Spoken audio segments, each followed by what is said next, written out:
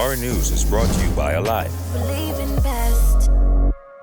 Coming up tonight, emotional testimony as the inquest into the deaths of Hurricane Dorian victims continues. The BNT Executive Director's strong words on oil drilling. And Government House and Mount Fitzwilliam get a facelift.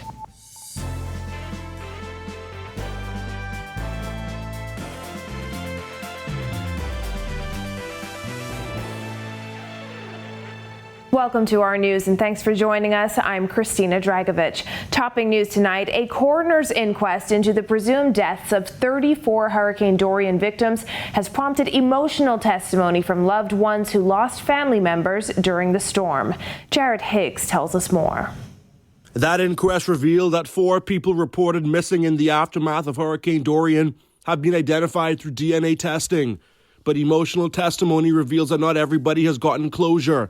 Tervelia St. Hill, a former resident of Pigeon P in Abaco, was inconsolable at points as she told the court through an interpreter about the last time she saw her husband, Emmanuel St. Hill. With the storm approaching, St. Hill says she urged her husband to take their family somewhere safer. When he didn't move, she left with their 6-year-old son and rode out the storm in Murphytown with relatives. Days later, she says her husband's body was found a short distance from their flattened home. During the difficult testimony, even the court interpreter was brought to tears. St. Hill says a DNA sample was taken from her son while she was still living at the shelter, but she hasn't been informed of any match. The grieving woman, who now lives in New Providence, was offered counseling and told the court that she prays to God about her troubles. She also lamented the fact that immigration officials reportedly want her to pay for her husband's permit fees before she can pay for her spousal permit. Coroner Janine Weech-Gomez told her that at the end of the process, she will hopefully have a death certificate she can take to immigration. Also giving evidence on Wednesday was Jason Farquharson. He testified about the events that led up to his wife, Kathleen Farquharson's presumed death. Farquharson, who appeared emotional during his evidence, wasn't in Abaco at the time of the storm, so the court is hoping to take evidence from his wife's son via video link. Also appearing was Deputy Director of the Department of Meteorology, Michael Stubbs. He testified that he was emotionally traumatized while forecasting the storm, especially as he watched it grow from a Category 4 to a Category 5. He said he never saw a storm intensify so rapidly in his 30 years as a hurricane forecaster. He offered condolences on behalf of the Department of Meteorology to the families of the storm victims. Reporting for Our News, I'm Jared Higgs. Well, a top environmentalist wants Bahamas Petroleum Company to roll out. It comes weeks after BPC announced its plans to secure an extension for its 4 southern licenses to drill another exploratory well in the Bahamas. Jasmine Brown reports. Kerry says the fact of the matter is BPC has overstayed its welcome as he had some strong words for the company. I think it's time for them to roll out. Oil drilling in the Bahamian waters has been a hot-button topic in recent years, with matters even ending up in court. But the most recent firestorm was sparked 3 weeks ago when BPC confirmed its plans to renew its 4 exploration licenses in the southern Bahamas. Despite Perseverance 1 failing to strike commercial quantities, the oil explorer signaled that the drilling data obtained, as well as interest from other companies in partnering with it, had given it sufficient confidence to move forward. Kerry says that shouldn't even be a consideration. If their licenses are about to expire, let them expire and roll them out. We do not need oil. I know that based on the studies that we have, the Bahamas receives $8 billion currently in benefits from the marine environment. We know that. That is in the book. That's tourism, fisheries, that's recreation, that's enjoyment, that's clean beaches. We know that's what we're getting now. As the president said, if there's an oil spill, all of that potentially goes to hell, and we lose all of that. Environment Minister Ramal Ferreira has said he would not be very sympathetic if Bahamas Petroleum Company seeks to renew its oil exploration licenses, but the decision is not solely his to make. I'm encouraged by my Prime Minister and also the Minister of Environment, who said they don't support oil drilling. Well, as the Minister said, let's roll them out, roll them into some other place where maybe, people don't think there's such a big risk to their very existence. Environmentalists have repeatedly called on the Minister administration to make good on its pledge to bar oil drilling in the Bahamas. Reporting for Our News, I'm Jasmine Brown. In other news, a third man appeared before Deputy Chief Magistrate Andrew Forbes this morning to be arraigned in connection with that $3.1 million drug bust on Governor's Harbour, Eleuthera. 37-year-old Michael Taylor was charged with 1 count of dangerous drugs with the intent to supply, 1 count of importation of dangerous drugs, 1 count of conspiracy to possess dangerous drugs with the intent to supply, and 1 count of conspiracy to import dangerous drugs. Several law enforcement agencies conducted surveillance around the Governor's Harbour airstrip, where they discovered 6 duffel bags of suspected cocaine. In court today, Taylor pleaded not guilty to all charges. He was granted $10,000 bail with 2 sureties. He returns to court on September 1st. And 10 months after the restoration of Government House began, Governor General Sir Cornelius Smith toured the $9.8 million project today. Bethany McDermott reports. The quiet and peaceful grounds of Mount Fitzwilliam, now a construction site as the property is undergoing major renovations, budgeted at $9.8 million. Construction began on June 10th. Officials say the project is progressing, adding that they are doing their best to stay within budget. Hopefully we will maintain the budget that the government has set. Of course, this is a renovations and restoration project, so there are a lot of unforeseen challenges that may come along that may have a slight tendency to inflate the budget from time to time. The development of Government House began as early as 1734 and was built in 1809.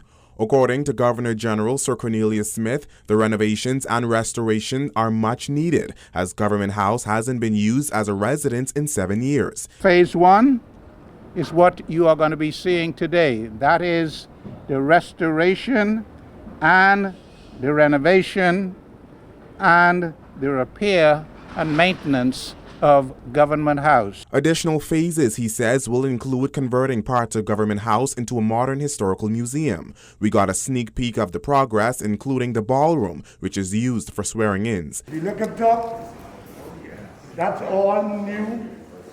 Then there are those rooms that aren't seen, like the Governor General's residence, bathroom, and dining area. According to Telco Enterprise Limited CEO Floyd Wilmot, more than 80 Bahamians are working on the project each day. The global pandemic slowed down the project, but Wilmot says he believes they will make up the time. Construction has not been closed down, even though we are social distancing our job and following all the protocols.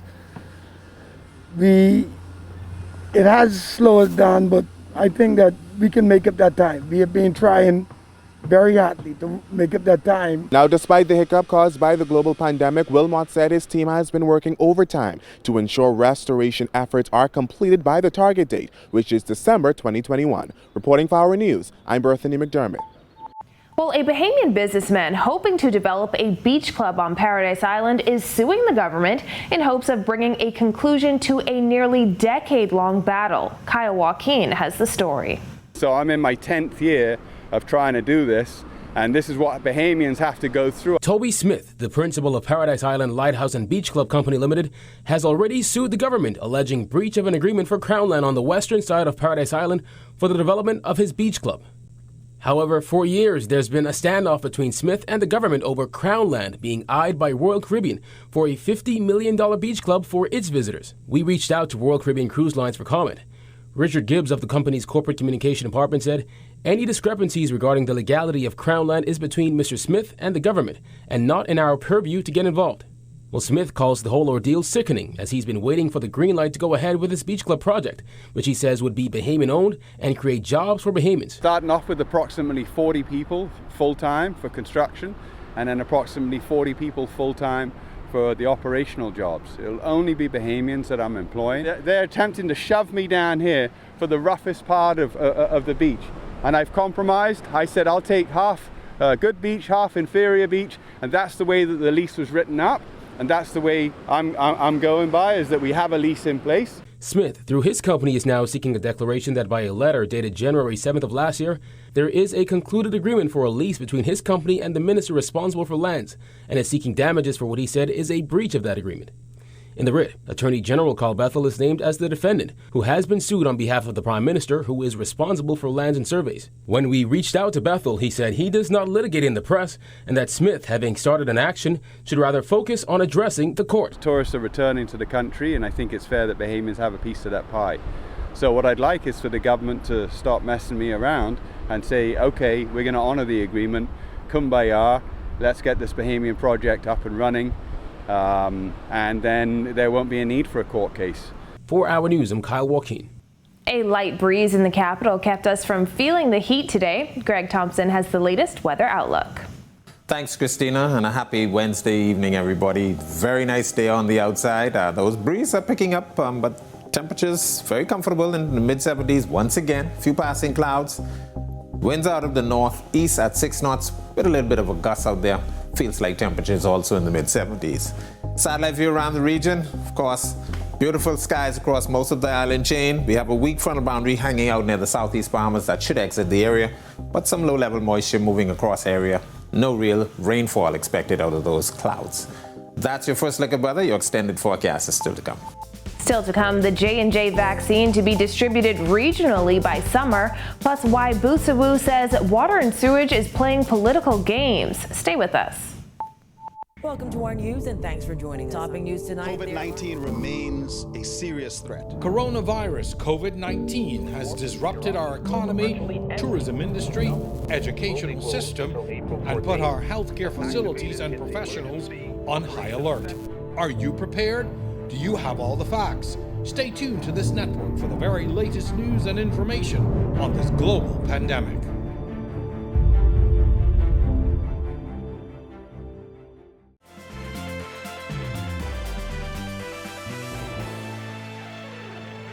Despite reports of rare blood clots, the Johnson & Johnson COVID vaccine is still set to begin distribution in the region by June, according to a PAHO official. Giorgio Bain reports. No, we haven't started the distribution of the Janssen vaccine or J&J vaccine in the region. It will start in June or July. We are in negotiation with the producer to establish the final agreements to receive these vaccines. Assistant Director of PAHO, Dr. Jabez Barbosa, said while PAHO's surveillance unit is monitoring reports of adverse effects of both the AstraZeneca and Johnson & Johnson vaccines, none of the reports have been alarming. In fact, he suggested it was expected. Every medicine or every vaccine can present some side events. The problem is to see if these events are in a number and a proportion that is acceptable, if they are expected or unexpected events. So what we have with the Janssen vaccine is a very important evidence that the surveillance system to identify unexpected events is working very well. We had a small number of cases, very rare events. Amid reports that the Johnson & Johnson COVID-19 vaccine may, in extremely rare cases, cause blood clots, the decision was made to suspend J&J shots across the United States while health agencies investigate. We need to establish if they really have a relationship with the vaccine. After this process being completed, the WHO will make a recommendation. But now, again, we don't believe that we have evidence that the vaccine should be suspended. So the recommendation is to continue using and to continue strengthening the surveillance system. Reporting for Our News, I'm Giorgio Bain. Well, the Bahamas Utilities Service and Allied Workers Union speaking out after one of its shop stewards, who was recently ratified as the PLP's North Abaco candidate, was placed on unpaid administrative leave. Jillian Gray has that. BUSU President Dwayne Woods is demanding that the Water and Sewage Corporation reinstate recently ratified PLP candidate Kirk Cornish, who was placed on unpaid administrative leave by Water and Sewage last month. The Water and Sewage Corporation's executive chose to intimidate, discriminate, and victimize Mr. Cornish by placing him on unapplied for administrative leave without pay.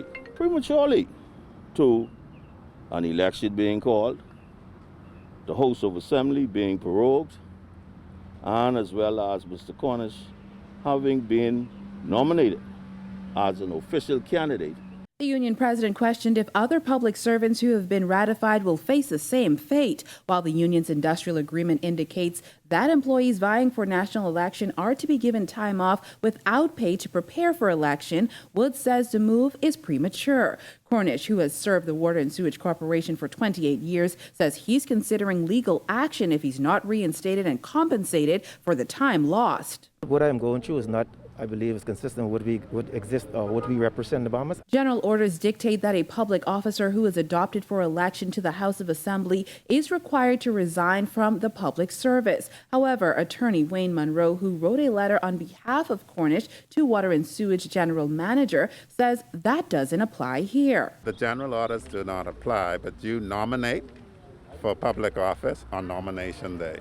Water and Sewage Executive Chairman Adrian Gibson declined to comment when contacted. It's not the only issue the union has. Wood says they've also been tussling with the corporation to submit a counter-proposal for their industrial agreement, update them on the postponed Christmas bonus, and explain when the $200,000 in overtime payments from Dorian Restoration will be paid. Now, the union president said a court injunction currently prevents them from taking any industrial action, but they say they will continue to make as much noise legally as they can, as these grievances must be resolved swiftly. Reporting for our news, I'm Jillian Gray.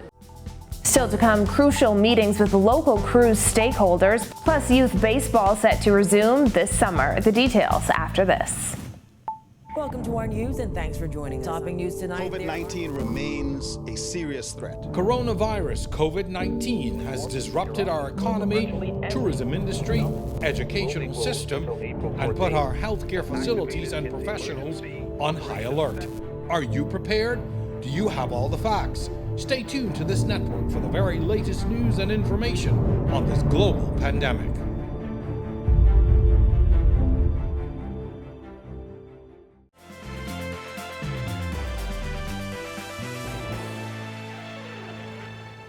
This is our news. Welcome back. Executives from Crystal Cruises in ongoing talks with Exuma Council members. The round of meetings comes as the luxury cruise line prepares to set sail for a number of family islands beginning July 3rd. We are committed and excited to have them here. We wish them every success, and we want them to know that we will do our endeavor best to see the success of this venture. Just for the record, I want to note that Crystal Cruise Line has the support of this district council. Crystal Cruises will have 2 home ports, Bimini and New Providence.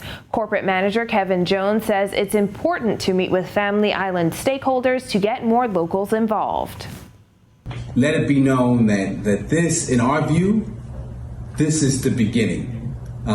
Yes, we've gone out, we said we were interested in coming here, we've worked with the Ministry of Tourism, but the real work of making sure that this benefits local Exumians starts here in this room.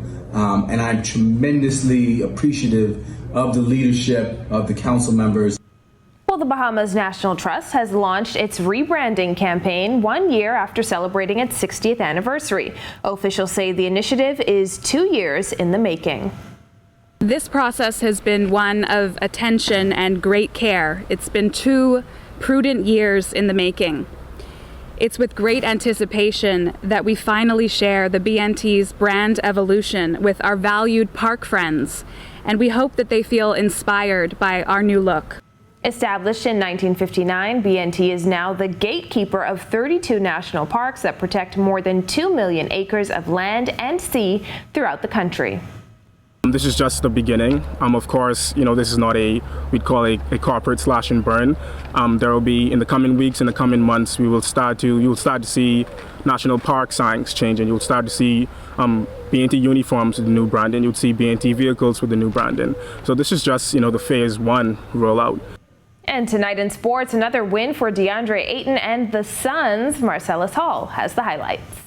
All right, thanks, Christina. Welcome to our sports, everybody. I'm Marcellus Hall. It is a Hump Day Wednesday. One team that's not having any trouble getting over humps of any kind are the Phoenix Suns and Bahamian big man DeAndre Ayton. They have been on a roll as of late. Last night, looking to pick up another win. Let's take a look. DeAndre Ayton, big night for him and the Phoenix Suns. They took on the Miami Heat last night. Ayton would score 19 points to go along with 13 rebounds. Meanwhile, the Suns, they would get 65 points off their bench on their way to a comfortable 106-86 victory. Ayton leading the Suns with 11 points and 6 rebounds at the half on the way to his 19-point performance. He did all that in just 26 minutes played. He would also add 2 steals and a block along the way. Suns do have the night off before a date with the Sacramento Kings, where DeAndre will go up against fellow Bahamian Buddy Hield. From track and field, the DTSP Wolfpack track meet this past weekend being dubbed a huge success. The meet, which was held in honor of track coach Ronald Cartwright, was attended by track clubs from throughout New Providence and featured athletes from the under-7 age groups all the way to the open age groups with the older participants. As for baseball, the Bahamas Baseball Association continuing its weekly training sessions for umpires. Sessions hosted by BBA Chief Umpire Martin Park Burrows are designed to ensure quality officiating for the upcoming Baseball Nationals. It's slated to take place later on this summer. And that's your check on sports for you here this Wednesday. I'm Marcellus Hall. Back to you, Christina. Thanks, Marcellus. Well, over 20 scholarships offered at this weekend's Think HBCU College Fair. How you can apply after this. Welcome to our news and thanks for joining us. Topping news tonight. COVID-19 remains a serious threat. Coronavirus COVID-19 has disrupted our economy, tourism industry, educational system, and put our healthcare facilities and professionals on high alert. Are you prepared? Do you have all the facts? Stay tuned to this network for the very latest news and information on this global pandemic.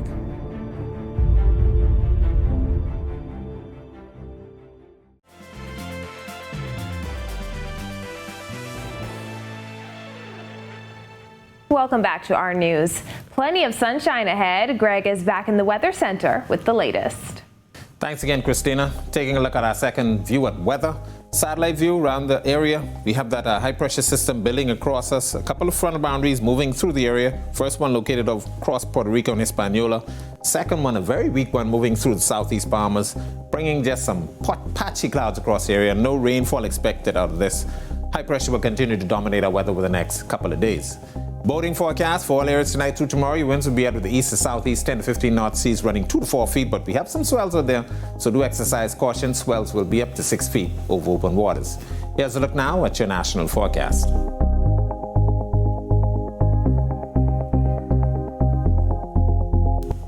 A look now at your extended forecast through Monday.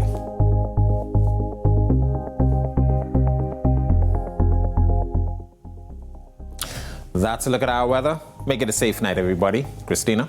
Thanks, Greg. After COVID restrictions forced them to cancel their event last year, Alpha Kappa Alpha and Alpha Phi Alpha are excited to finally host their college fair. Think HBCU is a virtual college fair happening this Saturday. Felicia Seymour is encouraging students to register early as more than 20 scholarships will be offered. We have the presidential scholarship, which you need a 3.6 GPA, 25 CAT, or 1200 SAT.